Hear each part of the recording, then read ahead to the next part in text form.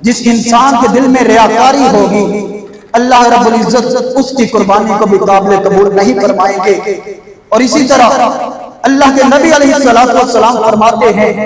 کہ جس انسان کی کمائی حرام کی ہوگی اس کی قربانی بھی قابل قبول نہیں ہوگی۔ اللہ کے نبی علیہ السلام فرماتے ہیں کہ ایسا انسان جو سود کے پیسے سے، رشوت کے پیسے سے، دھوکے سے،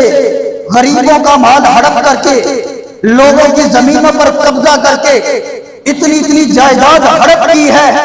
اور وہی انسان اللہ کے راستے میں 4-5 لاکھ کا جانور قربان کر رہا ہے، اللہ کے نبی علیہ السلام فرماتے ہیں جس انسان کی کمائی میں 1 روپے بھی حرام کا ہوا اس انسان کی قربانی ناقابل قبول ہے، اس انسان کی قربانی خطرے میں پڑ سکتی ہے۔